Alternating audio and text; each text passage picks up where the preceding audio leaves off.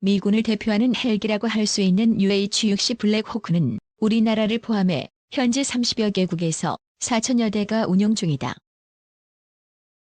여기에는 각종 파상형도 포함되어 있는데 사실상 군용 헬기 중에서는 베스트셀러라고 할 수 있다. 우리 군은 지난 1980년대부터 기존 운용 중이던 UH-1 헬기와는 별도로 미래전에 대비해 새로운 중형 기동 헬기를 도입하기로 결정한다.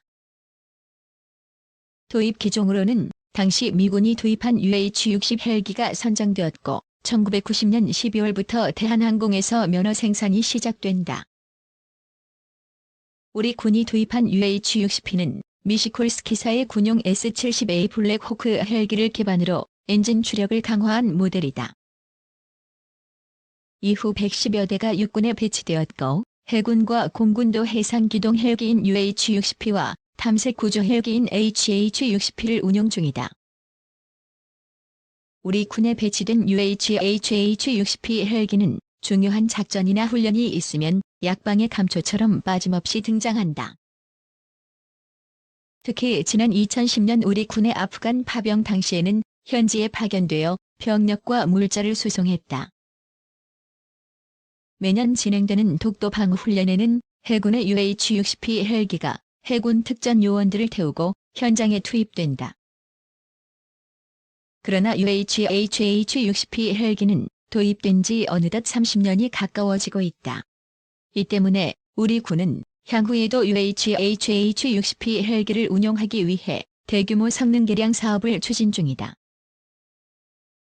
공식 명칭은 UH-60 성능 개량 사업으로 지난 2018년에 선행 연구가 진행된 바 있다.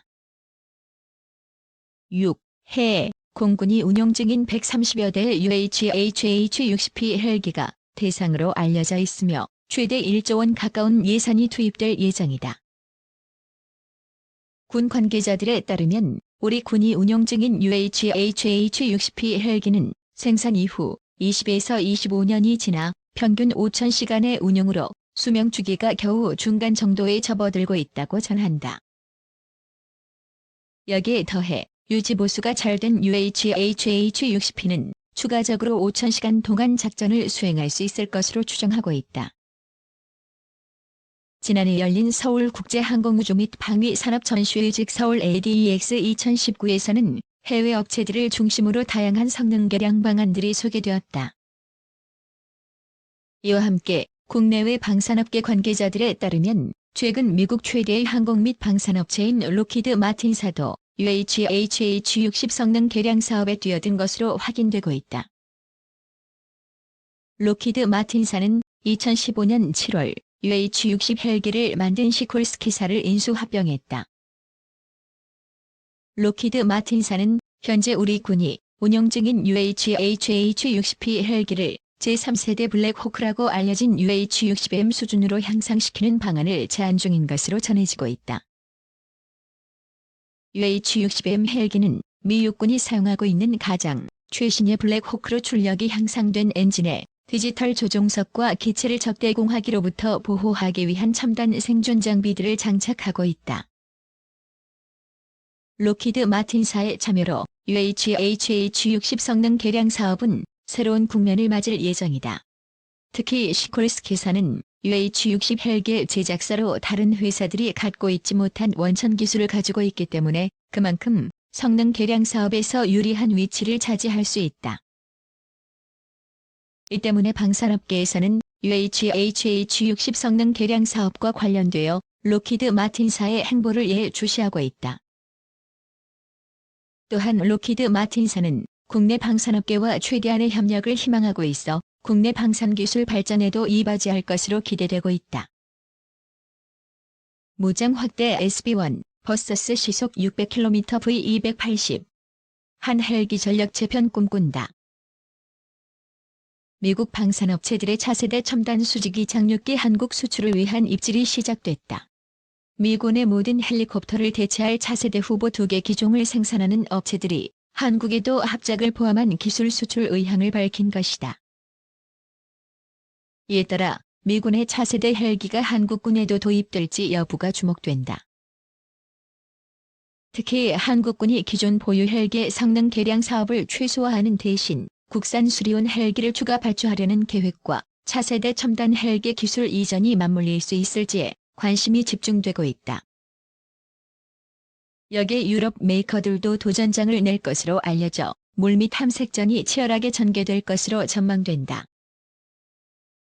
국내외 업체들은 오는 10월 중하순 열릴 예정인 서울국제우주항공 전시회에 실물 축소 모형과 개념 연구 등을 선보일 계획이다.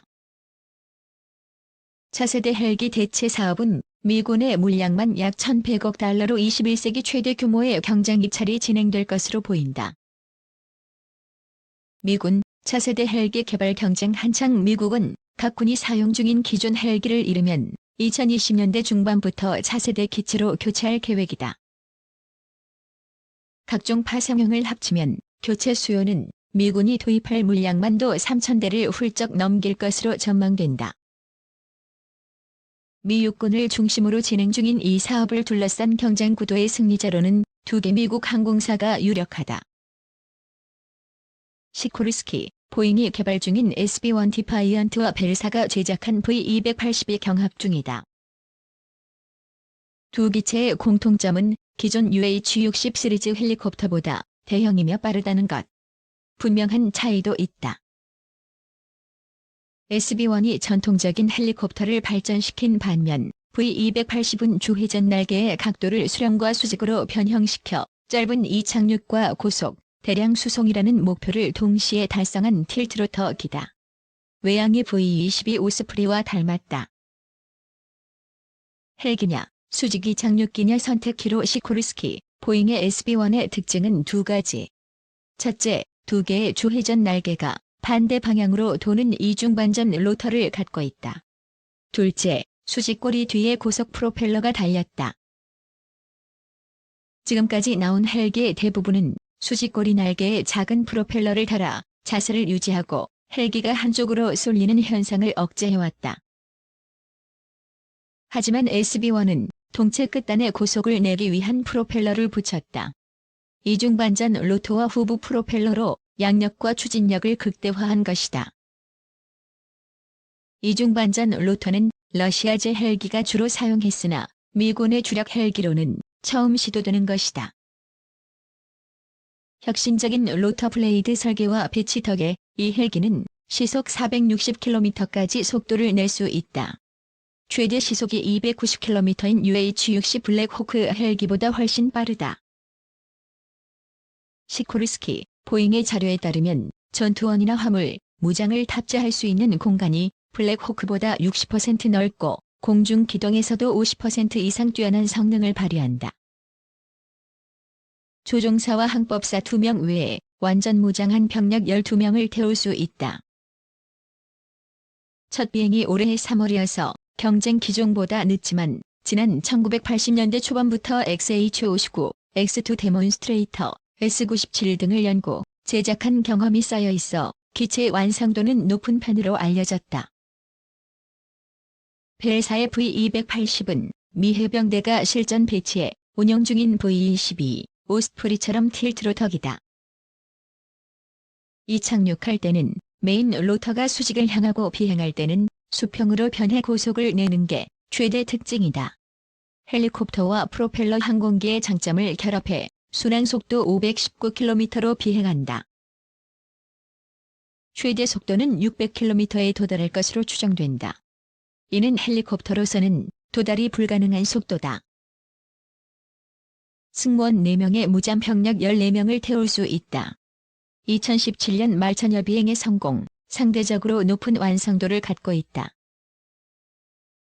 미 해병대와 해군, 공군 외에 일본 육상 자위대가 채용하고 우리나라를 비롯해 인도와 이스라엘, 아랍에미리트가 도입을 검토 또는 추진 중인 V-22 오스프리보다 작지만 가격과 운용비는 훨씬 낮다고 한다. 미 해병대에 납품되는 오스프리의 가격은 대당 약 800억 원 수준이다. 한국에도 제휴의사 타진 미 육군은 약 2,000대를 운용 중인 UH-60을 일부만 개량해 계속 운용하고 주력은 이들 2개 기종 중에서 선택해 2020년대 중반 이후부터 배치할 계획이다. 육군에서 결정되면 대잠 헬기를 대량 운용 중인 미 해군의 계약도 뒤따를 것으로 보인다. 양사는 이미 다양한 파상형 개발에 착수한 것으로 알려졌다. 주목할 대목은 한국에도 최근 제휴 의사를 타진했다는 점이다.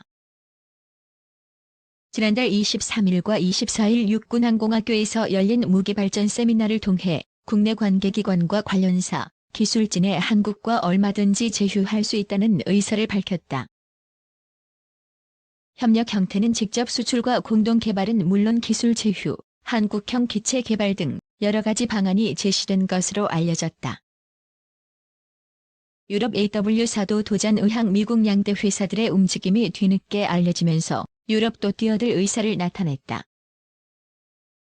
우리나라의 해상작전 헬기를 수출하는 이탈리아, 영국 합작법인인 레오나르도사는 틸트로터기인 AW609 모델을 내세워 한국 시장에 접근할 예정이다. 최고 속도 509km의 작전 반경도 여타 기종에 비해 뒤질 게 없지만 기체가 다소 작은 편이다. 승무원 2명에 무장병력 6명 또는 9명을 태울 수 있다. 주도 비행은 2003년이지만 개발 기간이 길어 2020년부터 생산 라인이 가동될 예정이다. 당초 벨사와 기술 제휴로 개발한 모델로 출발해 지분 관계가 변경되며 AW-609로 바뀐 모델이어서 기술적 차별점은 크지 않은 것으로 알려졌다. 기술 이전과 가격 등의 조건 제시에 따라 변수가 될 수도 있는 기체로 평가된다. 한국군 헬기 부대 재편에 영향 미칠 수도. 미군의 차세대 헬기 사업에는 이들 말고도 수개의 업체가 참여하고 있다. 미국의 양대 메이커가 한국 시장에 관심을 갖는 것은 시장 선점 가능성이 있다고 판단했기 때문으로 풀이된다. 한국군 주력 헬기의 수명 주기를 감안할 때 미군에 납품될 차기 헬기의 1차 수요가 끝나는 시기에 한국군용 차세대 헬기를 수출하거나 기술 이전이 가능하다고 봤다는 얘기다. 최근 우리 군 내부에서 일고 있는 수리온 헬기 추가 생산안과도 맞물려 떨어진다. 대한항공이 면허 생산해 우리 군이 운용 중인 UH-60 헬기 가운데 특수작전용 일부 기체만 현대화 개량을 실시하고 신규 수요는 수리온으로 대체하면 미국 업체들에 돌아갈 물량도 적어지기 마련이다. 개량 사업에 참여할 기회가 적어진다면 아예 차세대 헬기 개발과 공동 생산에 참여하는 방안을 모색하고 있다는 얘기다.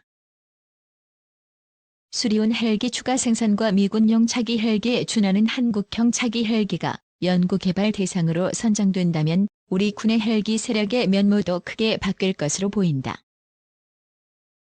수리온 추가 생산 여부는 3년 후부터 본격 논의되고 한국형 차세대 헬기 개발은 2020년대 중후반부터나 가시권에 들어온다는 얘기지만 변화가 시작되고 있다는 점만큼은 분명해 보인다.